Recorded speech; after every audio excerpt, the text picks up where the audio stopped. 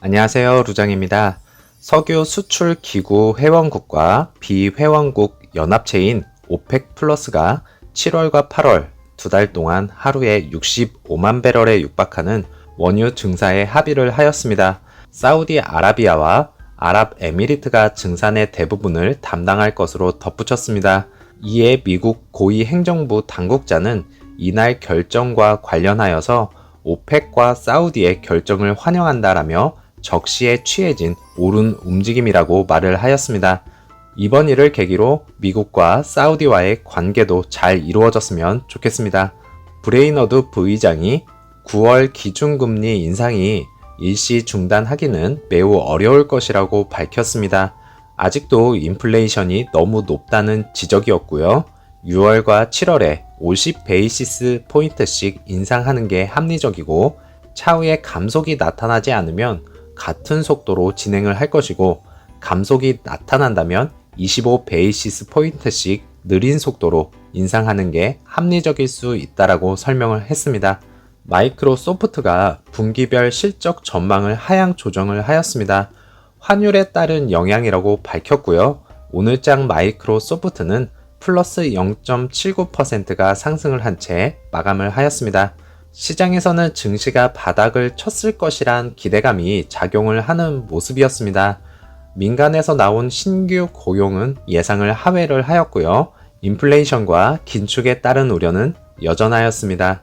마이크로소프트의 영향으로 인해서 장 초반 하락세를 이어가면서 시장에서의 불안감을 조성을 하는 모습이었지만은 차츰 안정세를 보이면서 3대 지수 모두 상승으로 마감을 한 모습이었습니다. 빅스 지수 역시 안정권으로 들어가는 모습을 보여주고 있었고요. 나스닥 역시 바닥을 어느 정도 확인을 한 후 상승을 준비하는 모습을 보여주고 있습니다. 아직도 모든 악재들이 해소가 되지 않은 상황인 상승이라서 약간 불안하지만 6월달 시작하는 장이 상승으로 이어지고 있어서 다행이라 생각됩니다. 그리고 이제 다음 주에 선물 옵션 만기일이 있습니다. 그 전까지는 힘껏 상승을 해주기를 바라겠습니다. 루시드 차트입니다. 어제는 플러스 2.36%가 상승을 하면서 마감을 하였습니다. 20불대 올라서기가 이렇게 힘이 들었었는지 참 힘드네요. 다른 종목들 상승폭을 보면 루시드가 따라가주지 못해서 아쉽기만 합니다. 오더플로우 보시면 라지 스케일은 2거래일 연속 매수에 나선 것을 볼 수가 있겠고요. 미디움과 스몰캡에서도 오랜만에 매수가 많은 것을 볼 수가 있겠습니다. 일봉으로 분석을 해보면 헤드앤숄더 형태가 나타난 현상입니다. 13불의 저점으로 헤드가 형성이 된 것이고요. 그 다음에 숄더 부분이 형성이 되어 있습니다.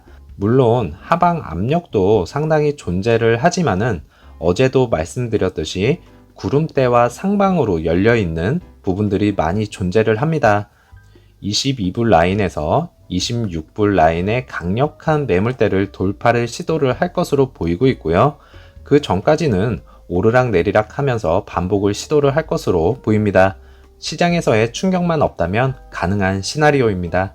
1분봉 보시면 나스닥의 흐름과 유사하게 흘러는 갔지만 장 마지막으로 갈수록 나스닥의 상승분을 따라가지 못하면서 20불 라인을 넘지 못하게 누르는 느낌을 많이 받았습니다.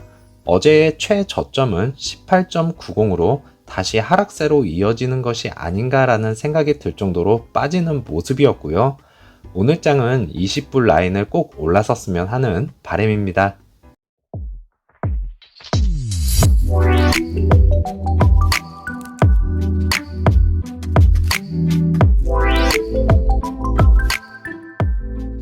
루시드 에어가 6월 4일부터 6일까지 열리는 그리니치 콘코스에 참가를 하게 됩니다. 권위 있는 자동차들이 한 곳에 모이는 곳으로서요. 대중들에게 공개가 되어지고 다양한 클래스에서 최고의 영예를 얻기 위해 경쟁하는 가장 권위 있고 예술적으로 디자인된 자동차를 만나볼 수 있다고 합니다. 시상식도 준비가 되어 있는 것으로 알고 있습니다. 과연 루시드가 시상식에서 상을 받게 될지 한번 지켜봐야겠습니다. 2022년 5월 26일에 루시드 이사회 보상위원회는요, 2022년 6월 6일 임원의 연간 기본 급여를 승인을 하였습니다. 최고 재무 책임자인 쉐리 하우스는 한화로 약 6억 6천만 원 정도 받게 되고요. 제품 수석 부사장이면서 최고 엔지니어인 에릭 바흐는 6억 5천만 원, 디지털 부사장인 마이클 벨도 6억 5천만 원가량 받게 됩니다. 현재 커뮤니티에서는 주가가 힘을 쓰지 못하자 반발이 심하게 일어나는 상황입니다. 주주들 생각은 하나도 안 하고 제대로 하는 것도 없이 고액의 급여를 받는 것에 대한 불만들이 가득합니다. 하지만 현재는 그럴 수 있다고 생각을 합니다. 루시드뿐만 아니라 많은 종목들이 하락을 한 가운데 다른 기업들 임원진들 연봉은 상당합니다.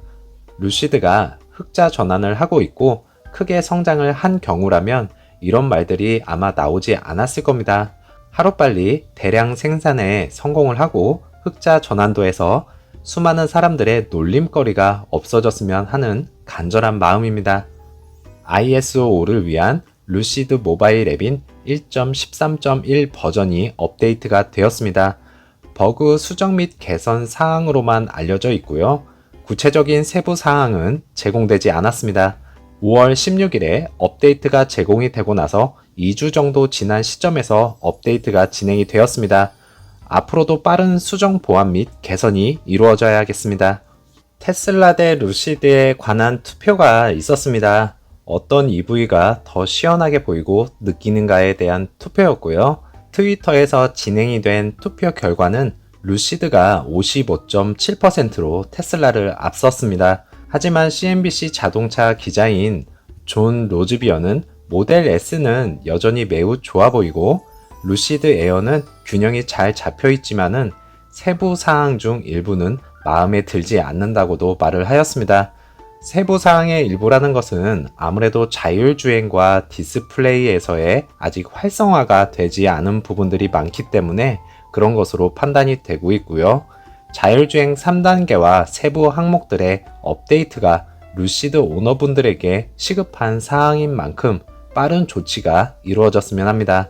또 다른 매체에서는 테슬라 S는 잊어라, 루시드 에어가 유럽으로 온다라고 하면서 테슬라와 다시 경쟁 구도를 만들고 있는 모습입니다. 그러면 테슬라 팬 입장에서는 한마디씩 또 하실 겁니다.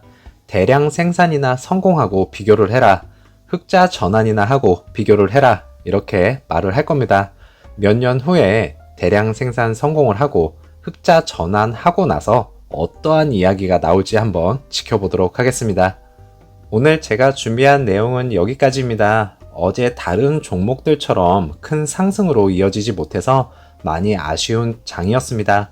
오늘 장도 화이팅 하시고요. 불타는 금요일 마음껏 즐기시기를 바라겠습니다. 저는 다음 영상에서 찾아뵙겠습니다. 감사합니다.